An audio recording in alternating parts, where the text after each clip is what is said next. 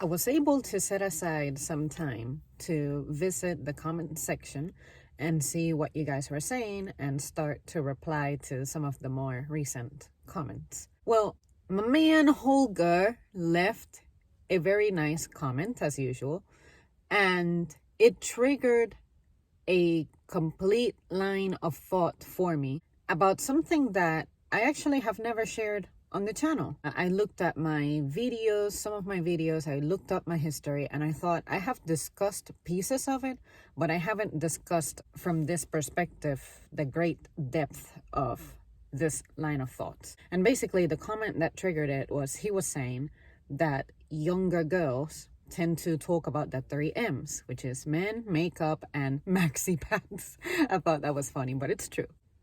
I, for some reason, thought about when I was younger, what it was that I thought about.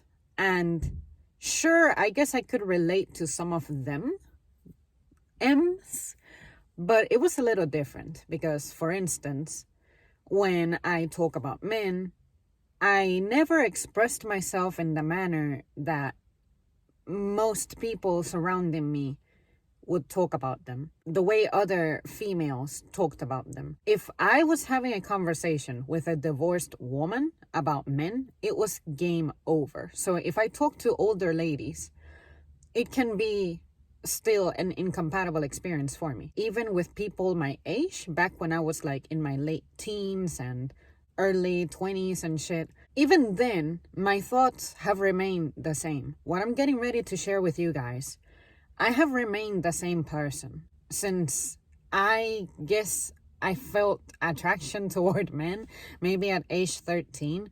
This is mostly how I have thought about them. And I say mostly because I have shared with you guys that because of my daddy issues, there was a time in which I did have contempt toward men. How did that get fixed? I don't know. I guess I just woke up one day and I realized that toxicity in my heart was just not doing me any favors. And that deep down, I am a big softie for relationships and I would like to have a married life. So I thought that I would focus on the note of how I think about guys, how I think about men. So this is going to be primarily about guys who are either very close friends or guys who I wish I could date or how I feel when I'm attracted to a guy. So while you hear me mention these things, bear that in mind. This is not necessarily describing someone I'm dating or anything like that, but it's how I think about a guy. The worst time in my life that I internalize is when I'm speaking to a woman and say a guy who I like and admire and respect is being criticized. And I know that what the woman is saying is not true because that's her experience with this guy, but it's not my experience. And it's the worst when the woman is saying that in an effort to recruit me into her beliefs. And the way I know that's the intention is because, let's say, I have exactly the picture of a woman in my head right now because this happened recently. She'll say things like, this guy is doing da da da da da. And I think that's just BS, right? When you end your sentence with right, you're looking for approval, support, agreement, recruitment of allies. And I'm here to tell you that I disagree with you. And that's why, no, I'm not agreeing with you. So anyways, let's start the topic. I'm actually kind of shy and nervous about starting this topic because this to me is intimate territory.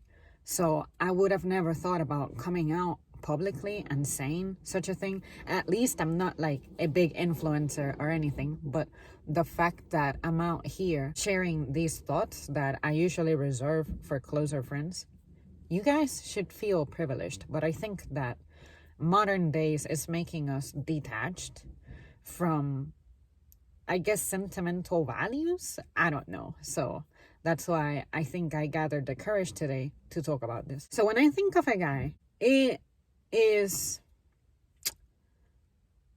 for starters, physically, my feeling changes. Like, I get a little bit of, the best way I can describe it is I get this fluttery feeling in my gut, especially when it's that special someone, which is really what I like to focus on. I like to think about the one guy who like means the most to me, whether I'm dating him or wishing I were dating him or whatever the fuck, because throughout my years it's manifested in multiple ways. So the first thing I like to think about is how I think he's handsome, and let it be because of his physical build. To me, the physically bigger the guy, the better. You don't have to be necessarily like the fittest guy in the world. You don't have to be the leanest. You don't have to be muscular or anything. But I prefer for them to be, you know, a few inches taller. At the very least, my height, but a few inches taller. And I like for your body frame to be significantly different from mine. There are some guys that are like really slim, and some of them just cannot help it. It's their genetics. But at the very least, I like for your definition, like your dimensions, to be noticeably bigger than mine. Because I have met guys that we are almost the same weight. This guy is taller than me, but he's only about 5 to 10 pounds heavier than me. And say if I hug him, I feel like I'm bigger than he is. This is not like me trying to emasculate him in any way. Please don't think that. It's more to get you to understand the body type that I have in mind. But usually when I think of a guy as handsome, I have thought of certain guys who would be unconventionally handsome, I guess. Like, most people would not find him attractive, but for some reason, something about him stands out. Let it be how he dresses, how he presents himself, his posture. Just what does he exude when he is present? Something about a man's presence can change everything. It used to happen in my family when my grandfather was around. I have experienced that with male teachers, with male managers, things like that. It's like the atmosphere just changes when this person is present. And if the atmosphere is going to change, I like for it to be a pleasant one. Like, tensions are gone, so on and so forth. So to me, that encompasses the definition of what would make me find someone handsome.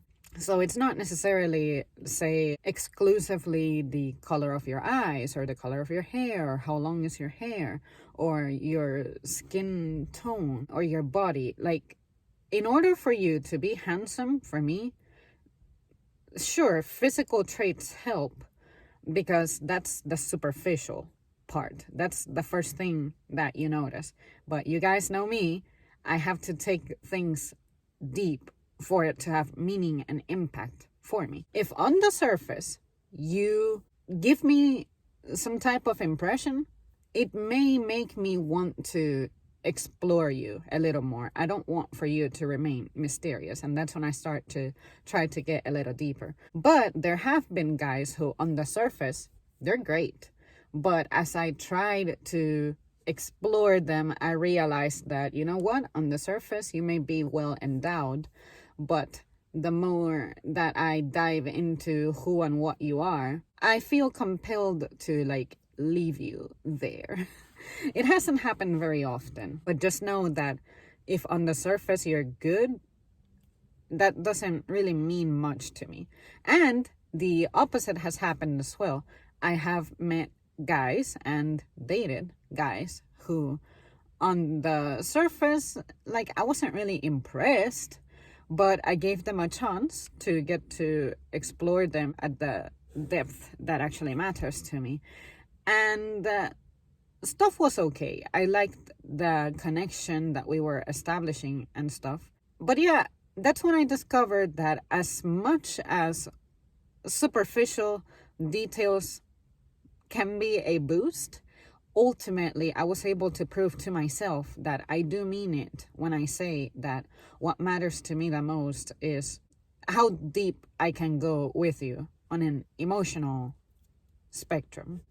Ultimately, if what you look like happens to fuse very well with the depth that I can reach with you when it comes to discussing things that I deem intimate or difficult or meaningful or they affect me, whatever it is, like I make it about me at that point. That is when I start considering you ultimately handsome. I very rarely give compliments about a guy physically, and it's not because I don't find you attractive. It's because I really don't like to talk about people's bodies, because your body is your body. It's important. It's what carries your soul and the things that I appreciate. And for some people, let's say that you're considered unattractive. You can't help that. And I wouldn't want to be the person who, let's say that I say, oh, I think that guy is good looking. I wouldn't want for someone to hear me say that I think a particular guy is good looking, and then another guy hears that and they look absolutely unlike the guy who I'm complimenting, and then that may indirectly influence them into thinking that they're not good enough. Or say, I wouldn't like people talking about my body because I struggle with some things about my body, and I don't want to say that I'm sensitive about it. I'm aware of what I have going on with me. And when people talk about me, especially like in the comments, I don't give a fuck. But just because I don't give a fuck doesn't mean that it's the right thing to do. Just, if you're not going to say something that is kind or helpful, just don't say anything. And me personally, when it comes to celebrities, that's the one time that I guess I can sound a little bit hypocritical, or I can also come off as hypocritical when I do know this person. But I like to say something only if it's true and only if there's a point. When I criticize someone in person for their body, it's like, well, you're talking about how you think that I don't eat a lot, even though I do, but you definitely have issues saying no to food. If you're attacking me, more than likely I will attack back. So you know that you're not the one who's on the high ground here. Like, this is territory that you shouldn't be crossing, period. But that's what I mean, you guys. So I like to talk about people's bodies if it's going to be something positive. Like, say this guy is really swole and I enjoy that he's really swole. Or say I enjoy observing a guy using upper body strength to lift stuff over their shoulders that I know I cannot do and I know I need help. When it comes to strength, my inferiority complex is that I'm not very strong with my upper body strength. So I like to get support from guys in that regard. I have never asked a guy for help who couldn't handle something. So like, I find that impressive. While I am thinking about a guy, I also think about how they sound. What is your tone? Accents can be a little bit of a boost, because I really like guys who are like baritone-ish and they enunciate everything, put emphasis on anything. And I like for you to have perhaps a little bit of a neutral accent. Like, I think foreign accents tend to be more attractive because we all have a tendency to just be that way. We like things that are different and unlike us and stuff like that. So if you happen to be someone with a foreign sounding accent, I find myself somewhat attracted to that, especially if you have like that deep tone that complements it. But outside of that, accent doesn't really matter to me quite so much, because the guys that I have been attracted to happen to have the accent that I find least attractive and instead I find hilarious, which can be like a deep Southern accent. And I'm like, ugh, why do you have to be Southern? And I'm not here talking trash about the Southern accent. What I'm saying is that I guess I have been programmed into believing that the Southern accent is just inferior, which is not true, because great talent comes from everywhere. But what I'm saying is that me personally, the Southern accent exists to entertain. But if you're trying to pick me up, that's not the way to pick me up. Unless you're just really constantly making me laugh and shit, the Southern accent is not the way to go for me. There you have it. But how they sound is, do you have an authoritarian tone when it's due? Do you constantly sound calm, cool, collected? Something about a guy who's soft-spoken is attractive to me, especially if we're trying to establish an intimate bond, because you don't really want to experience a tone that's like harsh and difficult to be around if you're trying to be vulnerable to someone. So I think that if you have a soft-spoken tone as a guy and we're discussing intimate things, I think a softer tone is more appropriate because it kind of cues me into becoming vulnerable around you, which is something that I don't do often. The only time I do is if I need help and I'm in a situation where if I don't open up and share what the matter is, then it'll affect me in ways that will complicate things. That's pretty much it for me. But I really like that you still retain your masculinity by having your low pitch that characterizes a guy. But if you happen to soften the tone a little bit when we're having deeper conversations, which, remember, that's like the root of my existence, the core of my existence. I don't like to be on the surface. I like to be deep and intimate and like building up on the connection. I don't like to just be like, well, we stay on the surface because not everything has to be deep. I know who I am. I know what I am. My nature is I like to be a deep person. If you don't like that, then stop trying to be friends with me, because the moment I try to change that and I try to hang out on the surface, I become miserable.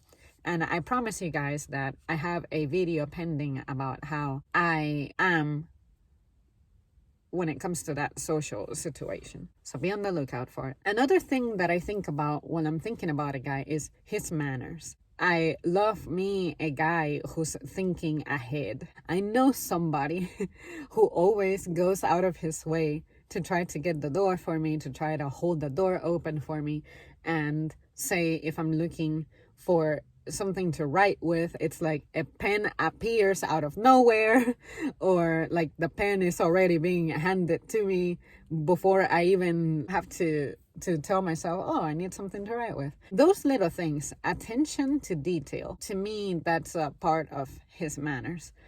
I try to start imagining, and this can be a bad thing, but at least I do it for self-entertainment purposes. I start imagining this guy in a different setting. There is this guy who I know who I think of him as, he's probably the kind of guy who takes off his coat on a rainy day so that his wife can cross over a puddle, and he'll put like the coat on the ground and stuff. He just gives me that type of vibe. I mean, definitely the most polite person I have met, gets the door to my car, gets the door when I'm going in on or out of a building. The way he talks to other people is pretty much the same. So this is an all-around well-mannered person.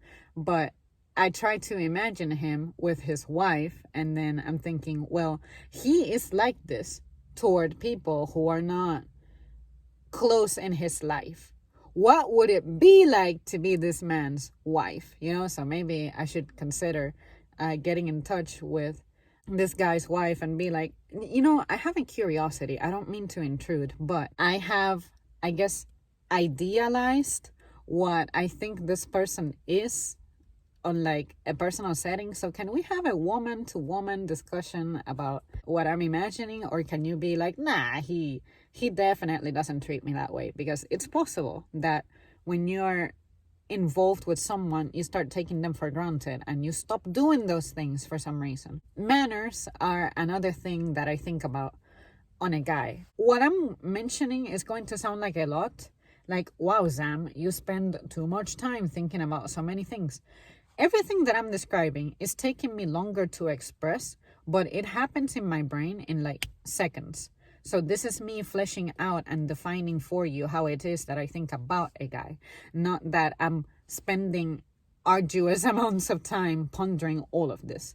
Okay, this is so that you know what my brain does when I think about a guy. How others react around him is also something that somehow finds its way into my thoughts. It's like, wow, when he's present, people are laughing, people are less tense, people feel warmer. Like this person, everybody wants to talk to him, everybody wants to tease him, play with him, share jokes with him. You just know a great guy is around when the atmosphere just changes. And I just love it when that happens. Even though I'm not a group activity kind of person, when I'm observing someone from the outside, I pick up on that shit. And if this guy exudes that kind of effect and others follow that, you know that you're under a great influence and great presence. The way I like to confirm that I'm not just amplifying my feelings on this person with my ideal expectations, I like to observe what other people do when this person is around or do with this guy. And that way I can confirm or deny that the stuff that I be admiring about this person is actually true. And it's not something that say, well, I had that experience with this guy, therefore this is inherently who he is. Because it's possible that for you, it's one version of this person. For the other person, it's another version. Like, no, this person is consistent. If a wider number of people seem to express that, you know what I mean? So just know that how others react around you is something that I observe as well. Another thing is, some of you guys may not believe on this stuff, but just trust me that this is how I perceive it. Maybe I'm just uber sensitive because I have been socially limited for such a long time. I can see things for someone who hasn't had a lot of social experience. I know a lot, and it's because I observe things objectively, and I did that over a long period of time. Whereas people who have hung out on the surface with millions of people or hundreds of people, it's like, how the fuck are you so socially and emotionally unintelligent? Like, this is not hard. But then when I think about it, it's not hard for me because I haven't had that many attachments that lingered on the surface. So if you live on the surface, you become accustomed to that. And that's when you get taken advantage of, or you just don't see things. I don't know. I'm not saying that my social style is better, because if you're a more social person, being reclusive like myself, it's not going to be the best way for you. But just know that this is what works for me. You can physically feel the air changing. It happens to me so often. It's like, wow, prior to me being in the presence of this person, I felt like the air was just weighing me down. And now that this person is in the vicinity, I just feel the air feels lighter. It's like, okay, here's this man, and he's gonna carry the weight that's too much for me to bear. Something like that. So just know that I'm that kind of person. I can perceive when something in the air just isn't right. I guess I should talk about how I feel when he's not around. When he's not around, I feel like that emptiness. It's like an empty void that nothing else or no one else can fill. No matter how many people are around me providing the stuff that he provides. It's different when he's the provider. I can have the person who makes me laugh. I can have the person who carries the heavy stuff for me. I can have that person opening the door for me. But it's not the same when it's that one guy being all of those things, providing all of those things with his sole presence. But others providing me a piece of the stuff that he does that I admire, or say, well, there's this guy who I also think is cute. There's a difference between me saying that someone is cute versus me saying someone is handsome. I kid you not, I have described a man as handsome only 4 times in my life. 4. And unfortunately, I have never dated any of them.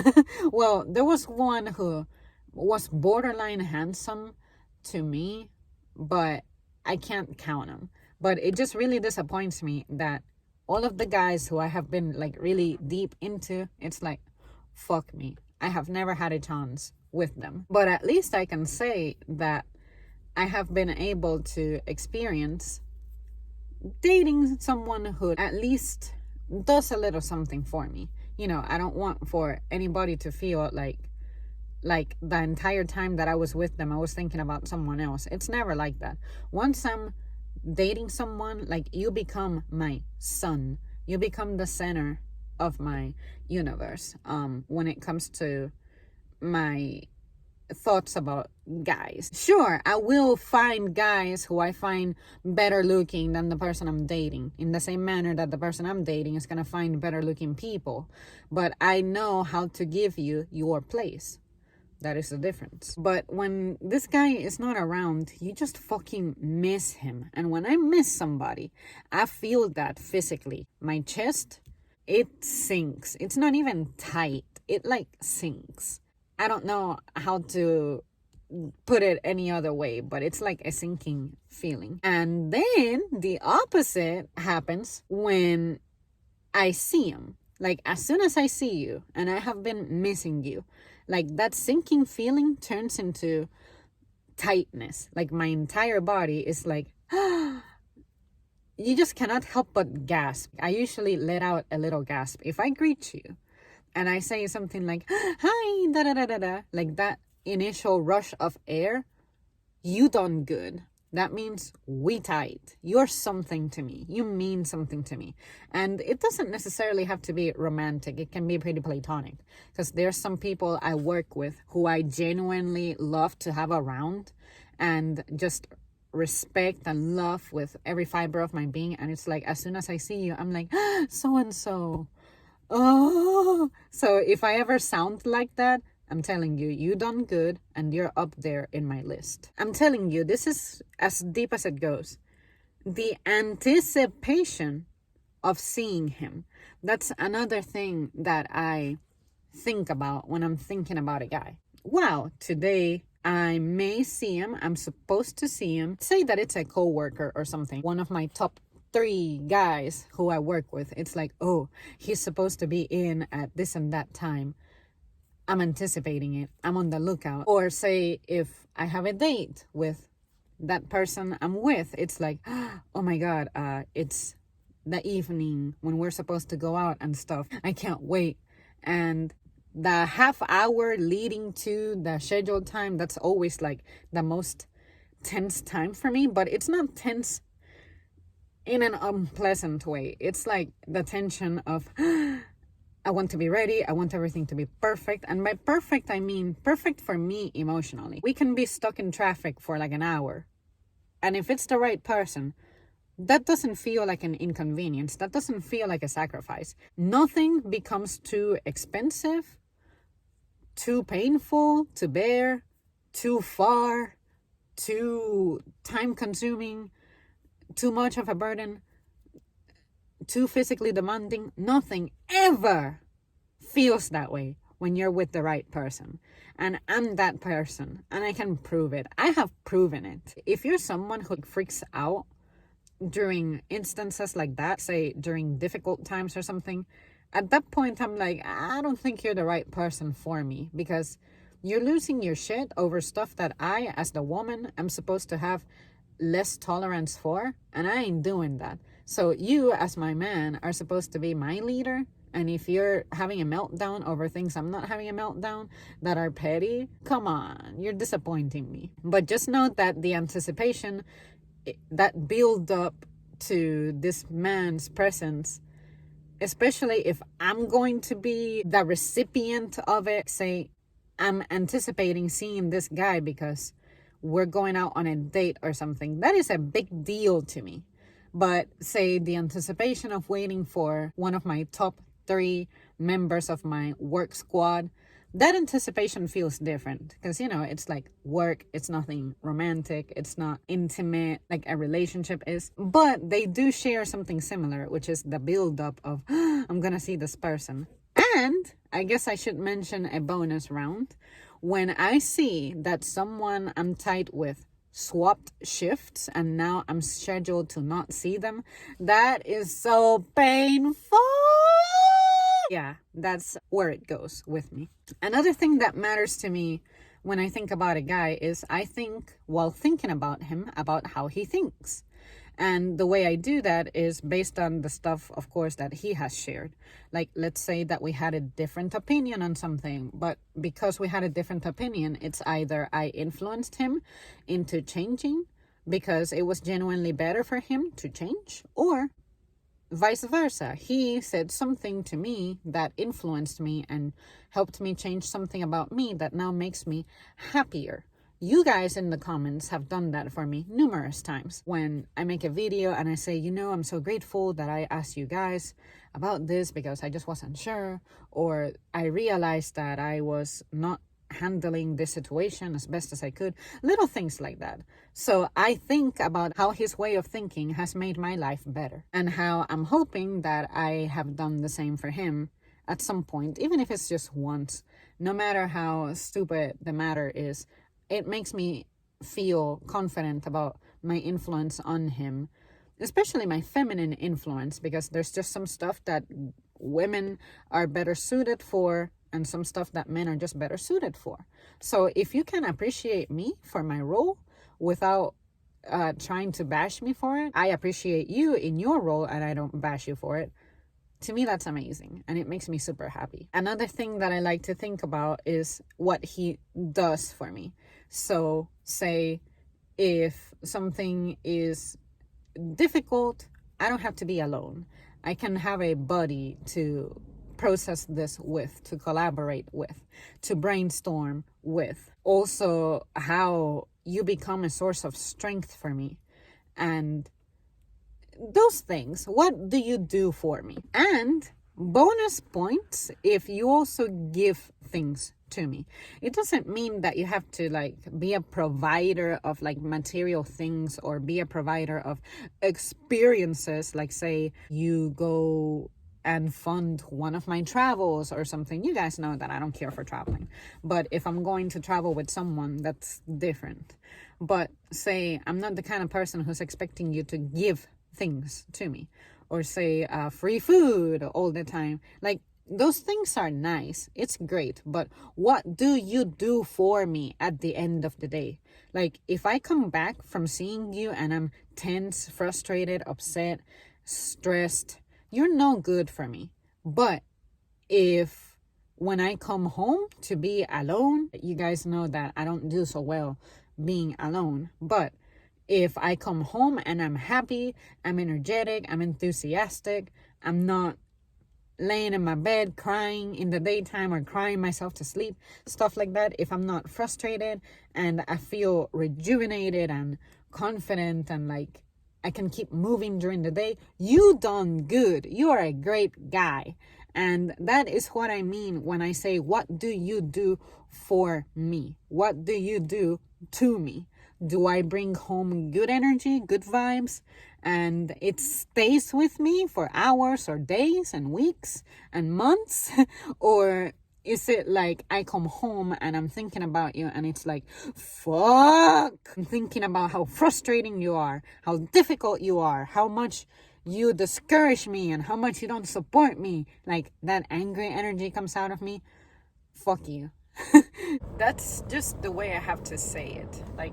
If you're making me have anger energy, energy that I don't associate with myself, energy that I'm not supposed to exude, period, then that's how I know that you're just no longer good for me. And then I always think that guys have something special, and that is that the way you think is possibly a way that I will not be thinking. So I really value and appreciate that I can have a completely different line of thought, but I can live in harmony with that, as opposed to trying to prove that, no, my way of thinking is better and your way of thinking is bad. If your way of thinking works, it works for you, it's making you happy, then you continue that. Why would you try to change something about someone when it works for them?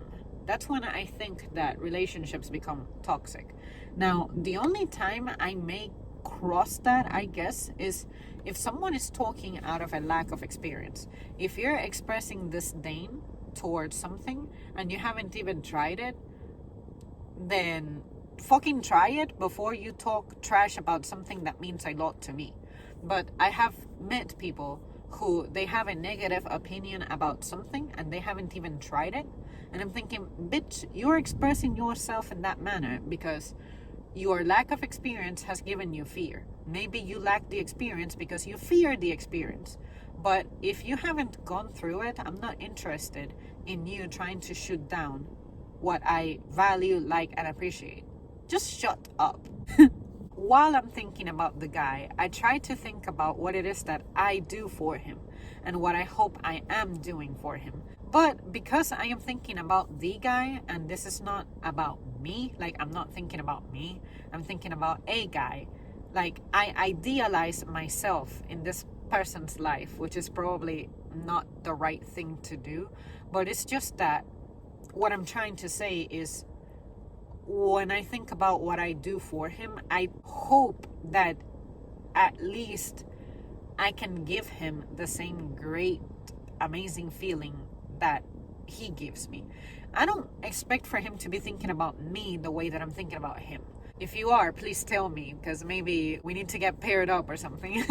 But what I'm saying is, this person, I admire them so much to let them occupy so much time in my mind that I really hope that I have the same effect. Maybe I'm not as good as they are, and maybe I may cross their mind for like a few minutes. I hope that during those few minutes you're thinking about good things that I do for you and do to you, and I don't know, if I make you laugh, that you continuously think about how I'm funny to be around, and maybe that my energy is contagious. Anything positive. I hope that even if it's a small fraction, that I can do that for you, because ideally I would like to give you as much or more good feelings than you give me. But I understand that I'm just not as good as I think I am on a lot of things. I at least satisfy myself with being able to do just a little bit, even though I wish I could strive for more. Maybe I'm not the right person in your life to do that. So I can accept that just because you do that for me, it doesn't guarantee that I'll have the same effect on you.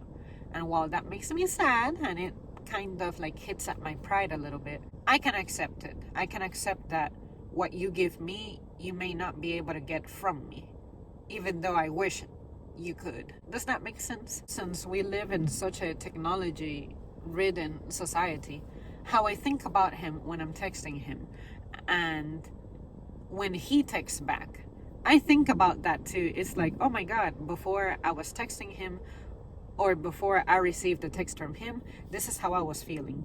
And then suddenly my heart just jumped when I heard my phone buzz and it was him. Or say I missed the notification and then I notice it. It's like, oh, the guy, the man is texting. It's awesome. Like, I cannot help but physically light up at that type of thing. So that's another thing that can stay with me, how I was thinking about you and feeling, and how I felt after the texting was over. You know, those little things are the things I focus on. And this is one of the most important ones, guys. If I let you get away with you teasing me or roasting me or bullying me, you got a very good place in my life, because I don't tolerate that from just anybody. And there's varying levels. Like, there's the level where you can be teased about something, but you know that you're just teasing someone on the name of having fun. But there is a difference between teasing and roasting someone who you're like, you know, they're very temporary in your life. It's something that passes by quickly. But when it's with a more permanent friend, a more closer, tighter connection, the teasing varies and it crosses lines that anybody examining us from a third person perspective are going to think that we're being offensive and we're actually fighting each other and we mean each other harm. Like, if you are at that level, the level where, say, you can insult things like me being a good daughter, me being a good friend, or my performance. Let's say this is work. If you're criticizing my job performance and I'm letting you get away with it, or say I'm roasting you back, you're in a good position. Because if you're someone who underperforms and I don't respect you, and you say something about me, we are going to have problems. And when I start roasting you, it's not going to be teasing. I'm going to be telling you the truth, which is you suck, and how can you be talking about me when you're so bad at what you do? Bear that in mind, that there are varying levels to this. I can think of only guys who can get away with this type of thing, because I have only been able to establish that kind of connection, that kind of bond with guys only. So if you're a woman and you're not better than me at, let's talk about work, if you're not better than me at the job, then you cannot tease me about my job performance ever. But if you're better at something, or like whatever, and it's proven, then okay, whatever, I have to chill out and humble myself a little bit. But if you're not, don't ever tease me. And then, of course, another thing that I value about this guy that makes me think about him is how he guards, protects, and respects my intimacy. So if I'm sharing with you a story about my personal life, especially, I expect that you keep that to yourself.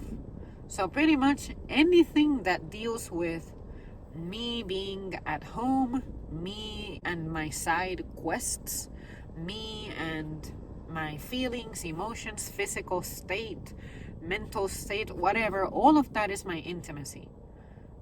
You have to prove to me that you have discretion, or else you can never be this close and this tight with me.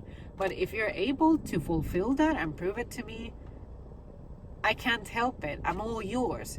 You'll be living rent-free in my brain, as they like to say these days. Another thing is how you defend me, especially when I'm right. Like, do you defend me when I'm right? Or do you find a way to, even though I'm the victim, even though I'm right, you find a way to make it be my fault somehow? I have been with people like that, and it was incredibly miserable, incredibly painful, because since you have such an important spot in my life, everything that you say, I'm going to believe, I'm going to respect, I'm going to obey. Like, you have power over me. So if you're criticizing me when I thought that I needed to be defended, that's incredibly painful. That is emotional abuse, and I have been there, and it was awful. So if you are actually defending me when I'm right, it's amazing. It's a great feeling, because I always feel so alone and unprotected. And if you're defending me, that just means a lot to me. You're defending me and protecting me from attacks. To me, that is the hottest, manliest thing a guy can do for me. But also, the way that you coach me when I'm wrong is important as well, because that is what lets me know that with you, I have an opportunity to grow. And that is a big deal to me. It's not about, well, I'm always going to be right, so you're always defending me. Like, no. If there is an issue and I am wrong, how you handle it matters. Because if you try to attack me and embarrass me in public, even if I'm wrong, there is a way to deal with that. And the way to deal with that is discreetly. But I'm not saying that because I think, well, you shouldn't embarrass me and try to coach me in public. It's not about that. It's, if you're going to coach me in public, make sure that you're actually right. Make sure that you have your information together, that your thoughts are together, and that you deliver it with class. Because if you deliver it in a way that is an attack, and you're yelling at me, screaming at me, that never helps. Like, at that point, I don't want to listen to you. If you have class and manners and you're a good fucking coach, you can do anything to me. You can say anything to me anywhere, and it will work. But unfortunately, that is a skill that I have met many guys not having. And it disappoints me because this guy has the potential of being an amazing coach and leader, but they have such a nasty way of expressing it. And it's sad. And this is the most important thing. I gotta come back and make this little next segment about me. I have to let him do those things. I have to let him defend me, protect me, and coach me. And that can be a difficult thing because when I was younger, in my, let's say, in the relationships that I like to say I don't want to count because I was like a teenager and they were not real relationships. Unfortunately, I have to say it for what it is. Back in those days, one problem that I had that made me a bad girlfriend was that I believed in myself too much. I truly believed that I could do no wrong. I truly believed that I was smarter and more astute than my boyfriends. And anytime they had something to say to me or about me, I would never let them coach me. It was always me turning it about how they're trying to attack me and offend me and my wisdom and this, that, and the other. I have to let the man do his thing. I have to let him coach me. I have to let him guide me. If I do that, if I let you influence me and coach me and guide me, you done good, because I rarely cede anyone that power. I never give anyone power over me. So you have to convince me that listening to you and your coaching is actually a good thing. So if I ever thank you for influencing me, for changing something about me, like say, oh, prior to knowing you, this is how I would have reacted, or this is what I would have done, versus now that I have you and know you and you showed me the way, and this is how I'm responding.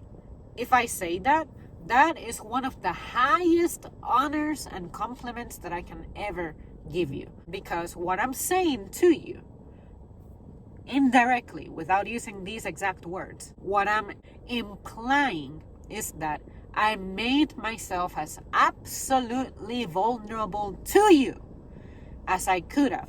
I gave you the potential of hurting me, the potential of ruining me, in the same manner that I gave you the potential of building me up or making me better, this, that, and the other. I chose to give you that chance and you succeeded at it. That is a fucking massive accomplishment in my social book. And you should feel honored.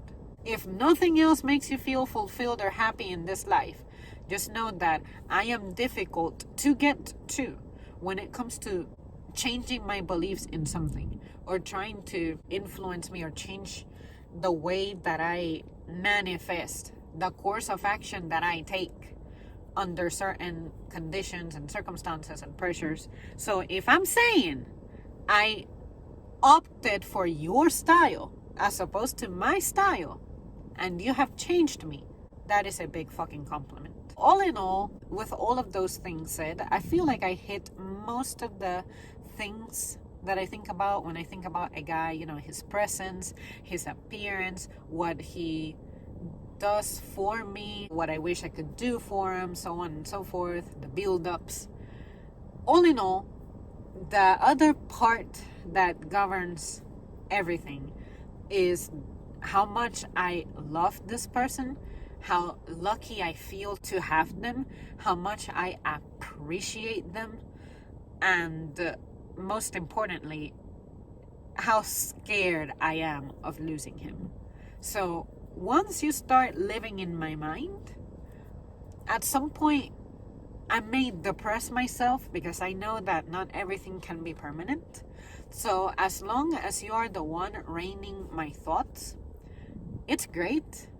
But also, this is the part that I'm not sure I need to change. I haven't determined that yet, so you guys feel free to tell me in the comments. I'm not sure if I should stop depressing myself thinking about, you know what, I'm going to lose him at some point, or he's going to move out, or he may end up married or dating someone, or something like that. Whatever causes us to lose each other, is it worth it to think about the fact that at some point I won't have this person? Or should I just focus on the fact that this is the current season for this person, focus on that and don't think about losing him. Because the reason I think about losing him is that I feel like the fear of losing him being present in my mind is what makes me value and appreciate him and not take him for granted. Do you guys think that is a positive thing or is it a negative thing? I'm not sure how to feel about it, honestly, because that's the conflict that I'm having in my mind. So one of you guys, please bring me peace when it comes to that thought. Let me know if you think it's a good thing or a bad thing, and whichever one compels me the most, you are going to influence me into changing my belief on that one. Because for right now, I think that it's healthy for me to do it, but unfortunately sometimes it does affect me when that moment comes. It's like, well, I anticipated this, so I was ready, so I'm not as sad about it, but I do make myself sad even if the guy is still around. So anyway, I'm just curious to see how you guys think, because I know how I think, especially as a female, but I don't know how a guy may process such a feeling. Alright guys, that's it from me. This was a significantly long video, but I want to say it's one of my proudest and most important ones. So I hope that you guys appreciate this topic. And I hope to learn about you guys as well, because I know a lot about myself, of course, because I'm me living in me. But I feel like I don't really have that many deep connections with guys, because getting things out of you guys is just impossible. I don't want to say impossible, but it's hard to get you to talk about these things. Maybe it's because in the past you tried and it wasn't a rewarding experience. I'm telling you, the guys who I think about at this level, they are the kinds of guys who make having a bad day feeling like the greatest day ever, because it was rewarding to be down and this person lifted me up. So it's almost like I want to start off my day bad so that I can have a hero rescuing it. Just know that that's another part of this. Alright guys, I'll see you soon. Thanks for watching.